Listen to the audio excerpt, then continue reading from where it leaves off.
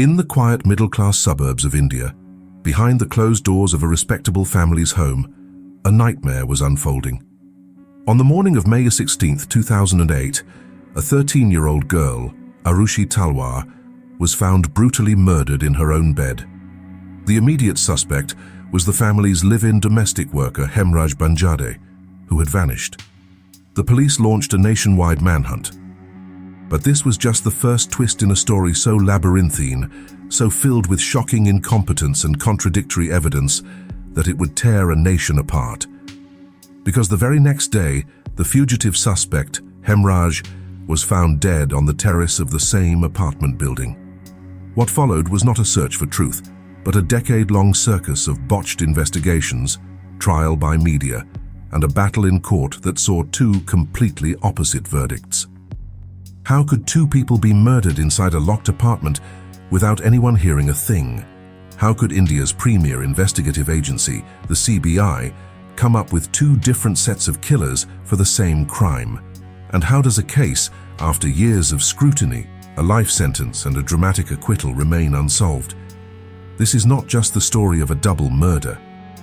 It is the story of a system that failed, a family destroyed, and a search for justice that became lost in a fog of doubt and sensationalism. A story where the quest for truth came at an immeasurable personal and financial cost to everyone involved. Stay with us as we unravel the labyrinth of the Noida double murder case, and if you believe in the importance of seeking justice, no matter how complex the case, subscribe to True Crime Bharat and hit the notification bell. You won't want to miss a single detail of this investigation. The events of May 15, 2008 painted a picture of absolute normalcy for the Talwar family. They were the embodiment of India's rising middle class. Dr. Rajesh and Dr. Nupur Talwar, both respected dentists, living a comfortable life in their Jalvayu Vihar apartment in Noida. Their world revolved around their only child, 13-year-old Aarushi. The family's financial stability afforded them a comfortable lifestyle, including a live-in domestic worker, Hemraj Banjade, a man from Nepal who, like millions of others, had come to the city seeking a better economic future. The day was routine. Dr. Nupur Talwar worked at her clinic, picked Aarushi up from the prestigious Delhi public school, and returned to work after lunch. Dr. Rajesh Talwar taught at a dental college before seeing patients at his private clinic, a venture that added to the family's considerable income until late in the evening. Hemraj was a constant presence, managing the household chores. The evening unfolded with a gentle domestic rhythm. Rajesh returned home around 9:30 p.m. The family had dinner together. The centerpiece of the evening was an early birthday gift for Aarushi, a brand new Sony digital camera. It had been delivered by courier earlier that day, a simple transaction, yet one that would provide a poignant and crucial timestamp for the horror that was to come. An excited Aarushi, like any teenager, began taking pictures of herself and her parents. The camera's digital memory, an unblinking electronic witness, recorded the final photograph at 10:10 p.m. This image, capturing a fleeting moment of familial joy, would become the last known picture of Aarushi alive. After the small celebration, Rajesh and Nupur retired to their bedroom. Around 11:00 p.m., Rajesh asked Nupur to switch on the internet router, which was located in Aarushi's room.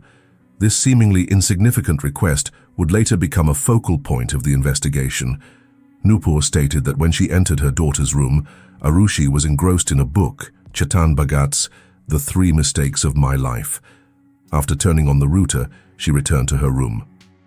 Phone records corroborate their timeline, showing Rajesh answering a call from the US on their landline around this time. The internet router, a mundane piece of household technology, began silently logging data that would later be dissected by investigators. Its activity log showed it was accessed intermittently throughout the night, with the last recorded activity at 12:08 a.m. on May 16th. The CBI would later seize upon this data, arguing it proved someone in the house was awake, directly challenging the parents' claim that they slept soundly through the night, oblivious to the world, their sleep insulated by the noise of their air conditioner. Sometime in the silent dark hours between these last known activities and the break of dawn, 2 lives were extinguished with brutal efficiency. Around midnight, Aarushi's friend Anmol tried calling her mobile and the landline. There was no answer. A text message he sent around 12:30 a.m. was never delivered, its path blocked because Aarushi's phone had been turned off. The post-mortem examinations would later place the time of death for both Aarushi and Hemraj between 12 now a.m. and 1 a.m. A narrow 1-hour window. Inside a locked apartment, with the parents sleeping just a few feet away, 2 people were murdered. And as the parents would claim, not a single sound was heard. The morning of May 16th began not with the familiar hum of a new day, but with a jarring silence that would soon crescendo into a symphony of horror. At 6 a.m., the family's housemaid, Parati Mandal, arrived. It was Hemraj's duty to open the door. She rang the bell. Silence. She rang again. Nothing. She tried the door, a 3-part structure, an outer grille, a middle mesh, and an inner wooden door. The outer grille was unlatched, but the middle door was latched from the inside. Nupur Talwar eventually came to the door. Through the mesh, she told Bharati that Hemraj must have locked it from the outside to go and buy milk. A brief, confusing exchange followed. Nupur threw a set of keys down from the balcony. When Bharati returned, the middle door opened with a simple push. It had been opened from the inside. What Bharati walked into was a scene of pure pandemonium. According to the parents, Rajesh had noticed a bottle of Scotch whiskey on the dining table, a detail that seemed out of place. This prompted him to check on Aarushi. When they entered her room, they were met with a sight that would forever be seared into their minds. Their daughter, their only child, was lying lifeless on her bed, her throat slit in a savage, gaping wound. In the vortex of shock and grief, one name surfaced immediately: Hemraj, the missing domestic help. The Noida police were called, and Rajesh Talwar, in his initial statement, named Hemraj as the killer who had fled after committing the heinous act. This theory, born in the chaos of the moment, became the singular narrative. The police, accepting it without question, dispatched teams to find the fugitive. For the next 24 hours, the entire investigative machinery of the state was focused on a false premise, chasing a ghost, while the real story lay festering just a few feet above their heads. The foundation of this flawed investigation crumbled spectacularly the next day, May 17th. A retired police officer and family friend, K.K. Gautam, visited the Talwars. Possessing a policeman's instinct, he suggested a more thorough search. On the staircase leading to the terrace, he noticed something the police had missed: bloodstains on the door handle and the railing. The terrace door was locked. The key was missing. After some persuasion, the police finally broke it open. There, lying in a pool of his own blood, partially hidden by a cooler panel, was the decomposing body of Hemraj Banjade. The fugitive was not a killer on the run. He was the second victim. This discovery was a seismic shock. It transformed the case from a simple murder and flee scenario into a complex, horrifying double homicide. But more than that, it exposed the first and perhaps most unforgivable failure of the Noida police. They had been investigating a double murder for over a day, completely unaware that the second victim was lying on the roof of the very building they were supposed to have secured. The investigation had begun not with a misstep, but with a catastrophic fall into a chasm of incompetence. The mishandling of the crime scene in the first 48 hours was not a mere procedural error. It was the case's original sin. It was a foundational failure so profound that it created an evidentiary black hole, a vacuum from which no definitive truth could ever escape.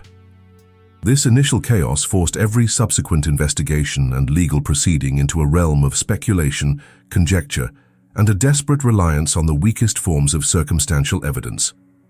From the moment the police arrived, the apartment became a chaotic free-for-all. The most basic protocol, sealing the crime scene, was ignored. A torrent of people, family, friends, neighbors, and a ravenous horde of media personnel trampled through the apartment. They walked through Aarushi's bedroom, the epicenter of the crime, as her body still lay on the bed. This uncontrolled traffic irrevocably contaminated the scene, Potential fingerprints were wiped away, footprints were obscured, and crucial DNA evidence was destroyed or hopelessly mixed. The state of the room was altered beyond recognition before it could be forensically documented. When Hemraj's body was discovered, the farce was repeated on the terrace, with journalists walking around and photographing the area, their presence further tainting any hope of recovering clean evidence. The financial investment in a forensic team was rendered worthless by this lack of basic discipline. The collection of what little evidence was gathered was a study in ineptitude. A CBI official later stated that out of 26 fingerprints lifted, 24 were collected so improperly that they were useless for comparison. A bloody handprint on the terrace wall, a potentially vital clue, was reportedly never analyzed correctly. The blood-soaked mattress from Aarushi's bed was not properly secured. The scene was heavily dressed up, cleaned and rearranged before a full forensic sweep was conducted. Standard procedures like calling in a canine squad to trace a scent trail were simply forgotten. The consequences were catastrophic. The Noida police's tunnel vision, their singular focus on Hemraj as the killer, created a powerful cognitive bias. Believing the case was simple, they abandoned their most fundamental duty, to secure and process the entire crime scene with meticulous care.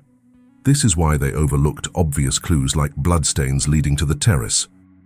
This is why they failed to find a dead body just one floor above them. By the time the true nature of the crime was revealed, the well of primary physical evidence had been poisoned beyond recovery. This foundational failure meant that two separate CBI teams, a trial court and a high court, were all left trying to reconstruct a ghost story from a handful of compromised artifacts and contradictory testimonies. The entire tortuous legal battle that followed was a direct and inevitable consequence of this original sin. When the case was transferred to the Central Bureau of Investigation, or CBI, there was a collective sigh of relief across the nation. The expectation was that India's premier investigative agency would bring professionalism and clarity. Instead, it plunged the case into a deeper abyss of confusion.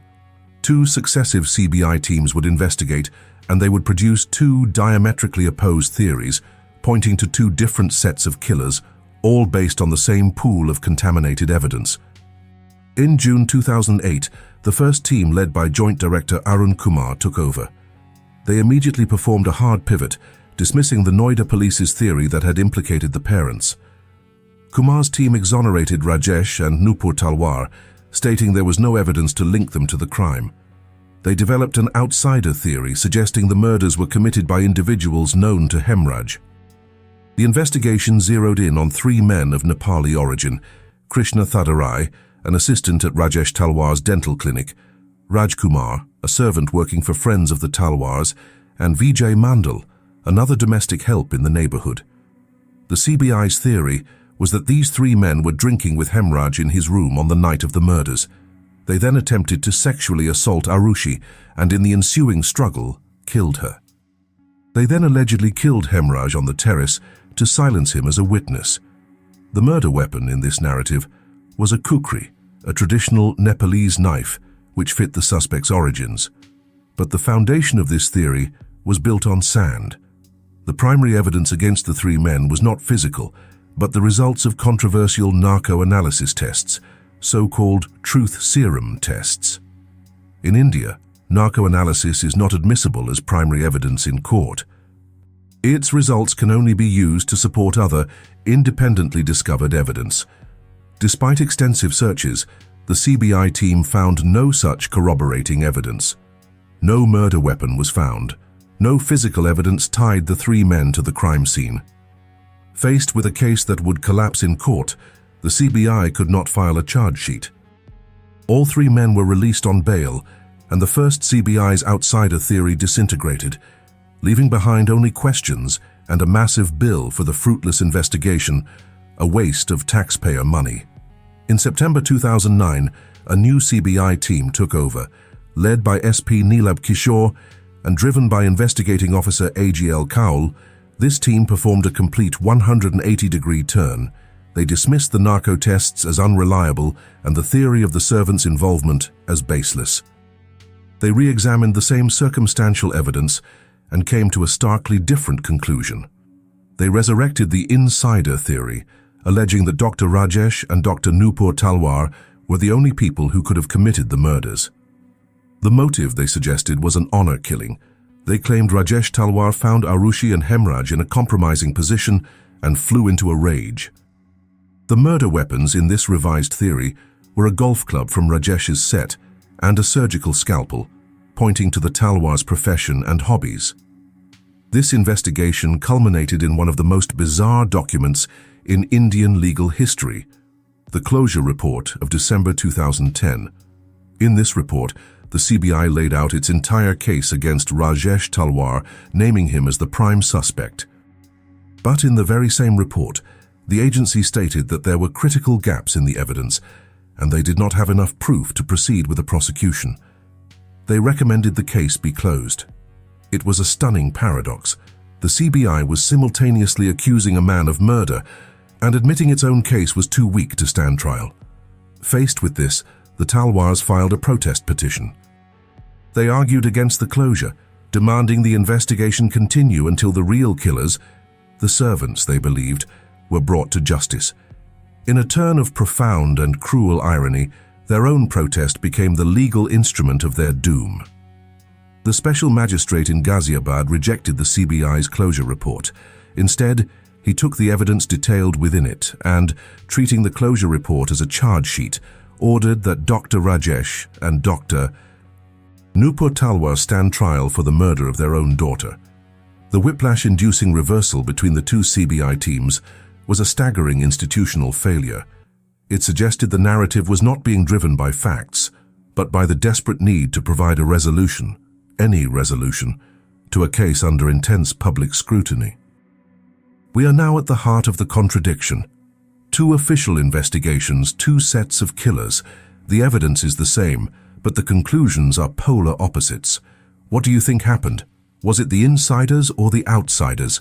Let us know your theories in the comments below. The sheer volume of conflicting information is staggering, and your perspective is part of this ongoing conversation. The entire legal case was built on a foundation of sand. With the crime scene hopelessly compromised, both sides were left to argue over ambiguous artifacts and contradictory reports. The post-mortem examinations revealed a chillingly similar pattern. Both Aarushi and Hemraj were first struck with a heavy, blunt object that caused a distinct UV-shaped fracture on their skulls. This blow was fatal or near fatal. Then, their throats were slit with a sharp, fine-edged weapon. The identical nature of the injuries strongly suggested the same weapons were used on both victims. The second CBI team claimed the blunt weapon was a golf club from Rajesh Talwar's set. A witness testified the injury was consistent with a golf club, but the defense argued this witness was coached. Their own expert testified a golf club could not have caused the specific fracture. Crucially, no blood or DNA was ever found on the golf clubs. The theory remained just that, a theory. The sharp weapon was even more elusive. The first team suspected a kukri, the Nepalese knife. A blood-stained kukri was even found in the room of the suspect Krishna, but forensic tests were inconclusive. The second team revived the theory of a surgical instrument, a scalpel. They argued that as dentists, the Talwars had the tools and the skill, but the defense countered that a dentist's scalpel was too small and delicate to inflict the massive wounds found on the victims. Ultimately, no sharp weapon was ever recovered. The tools of death, the most fundamental pieces of evidence, remained ghosts. In a case starved of direct proof, DNA and fingerprints should have been paramount.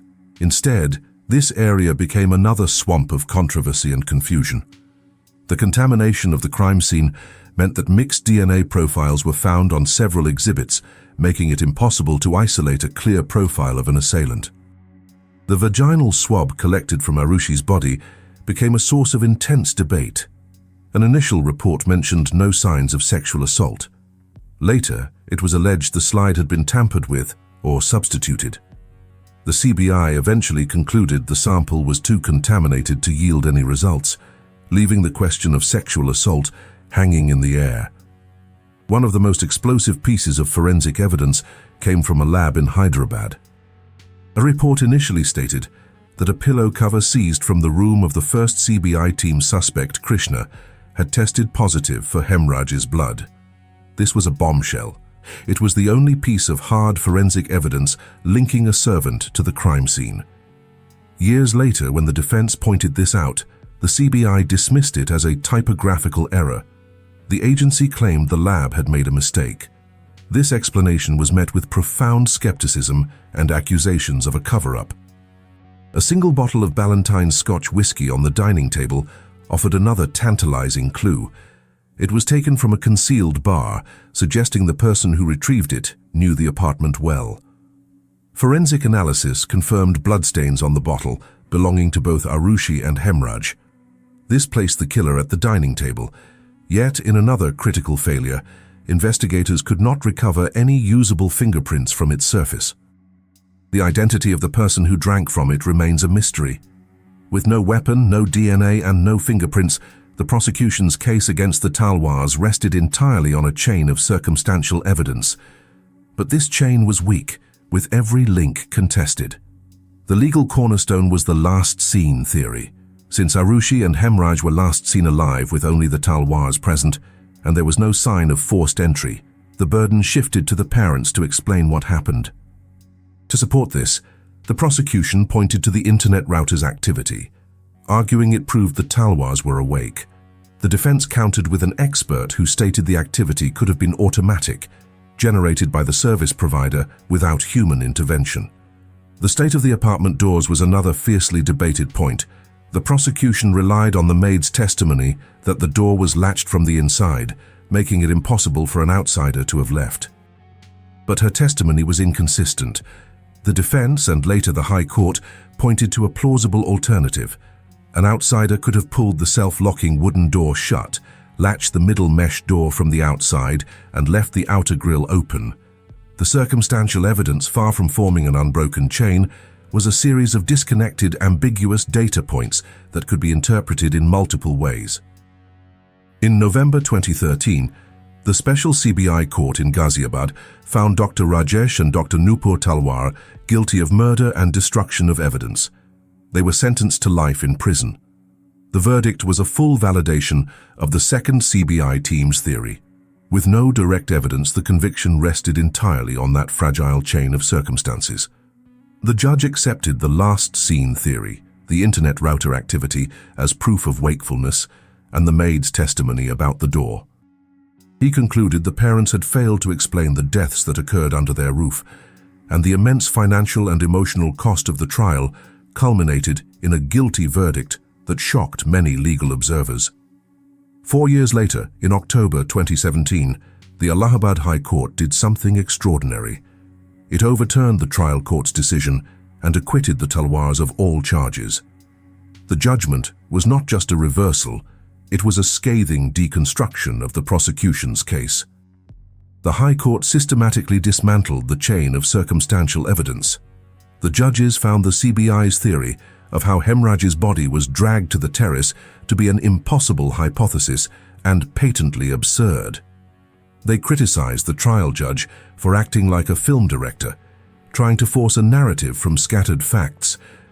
The High Court's decision was grounded in a fundamental principle of criminal law. The judges ruled that the chain of evidence was grossly incomplete and broken. They famously reiterated the legal maxim, "Suspicion, however grave it may be, cannot take the place of proof." The acquittal was granted on the principle of benefit of the doubt. The court concluded that the evidence did not exclude every possible hypothesis, except that of the Talwars' guilt. Since an alternative theory, that of an outsider, could not be definitively ruled out, the accused must be acquitted. After 4 years in prison and a legal battle that had drained their life savings and shattered their reputations, Rajesh and Nupur Talwar were free. But this was not the end. In March 2018, the CBI, refusing to accept defeat, appealed the acquittal in the Supreme Court of India. Hemraj's wife filed a similar appeal. In August 2018, the Supreme Court admitted both appeals, reopening the case for a final judicial review. The CBI argued that the High Court had erred, that the circumstantial evidence was strong enough for a conviction. As of today, the case remains pending. The High Court's acquittal stands, but the final chapter of the Noida double murder case is yet to be written. The case and the lives of everyone it touched remains in a state of legal limbo. Parallel to the legal battle, a far more chaotic and influential trial was taking place. The trial by media. The case became a national obsession, a spectacle fueled by a 24/7 news cycle hungry for sensationalism. The coverage was not just reporting, it was a reckless, relentless campaign of speculation and character assassination. Senior police officials made inflammatory and baseless statements to the media, calling Rajesh Talwar characterless. News channels aired graphic, fictionalized reenactments of the crime, presenting pure conjecture as fact. Salacious gossip about the Talwars' libertine lifestyle and alleged affairs was splashed across screens. The media viciously played up the honor-killing angle, a narrative that was both titillating and profitable, driving up ratings and generating huge amounts of money in advertising revenue. In a particularly egregious move, some outlets invited viewers to send SMS messages to vote on who they believed the killer was, turning a human tragedy into a reality show. The media frenzy became so prejudicial that the Supreme Court itself had to intervene, restraining the media from sensationalist reporting. But the damage was done. The evidentiary vacuum left by the police was filled by media conjecture. They created a public narrative of guilt that put immense pressure on the investigation to deliver a conclusion that matched it, fundamentally compromising the principle that justice should be led by evidence, not by ratings. The case's enduring mystery ensured its immortalization in popular culture. The 2015 Hindi film Talwar and the 2017 documentary series Aarushi Beyond Reasonable Doubt both attempted to make sense of the conflicting narratives. Talwar, with its Rashomon-like structure, presented the three different investigations without explicitly taking a side. However, many felt the film was subtly biased towards the parents' innocence, sympathetically portraying the first CBI chief who believed them to be not guilty. The film was hugely influential, prompting many who had accepted the media's narrative of guilt to reconsider the case. These cultural products have ensured that the Noida double murder case remains a subject of intense public debate, a cautionary tale whose narrative is still being contested in the public square. More than a decade later, the Noida double murder case remains a profound indictment of the Indian justice system. It is, for all practical purposes, unsolved. The central, agonizing question, who killed Aarushi Talwar and Hemraj Banjade, has no answer. This uncertainty is the result of a cascade of failures, a catastrophic policing failure that contaminated the crime scene, an investigative failure by the CBI that produced two mutually exclusive theories, a forensic failure marred by incompetence and controversy, a judicial contradiction that saw two opposite verdicts from the same evidence, and a media failure that prioritized profit and sensationalism over ethical reporting. The legacy of this case must be a catalyst for change. It highlights the urgent need for enforced national protocols for crime scene management, for independent oversight of major investigations, and for a more robust and ethical framework for the media. The story of Aarushi and Hemraj is a story with no heroes and no closure. It is a somber reflection of a system that failed its victims, failed the accused, and failed the public. The only constructive outcome that can be salvaged from this tragedy is the implementation of serious reforms to ensure that the pursuit of justice is guided by diligence and integrity, not by incompetence and conjecture. The search for who killed Aarushi and Hemraj may be over in the eyes of the law, but the search for what went wrong has only just begun. Thank you for joining us at True Crime Bharat for this in-depth investigation. If this case has left you with as many questions as it has for us, please share your thoughts respectfully in the comments below. Don't forget to like, share, and subscribe for more deep dives into India's most complex criminal cases. Until next time, seek the truth.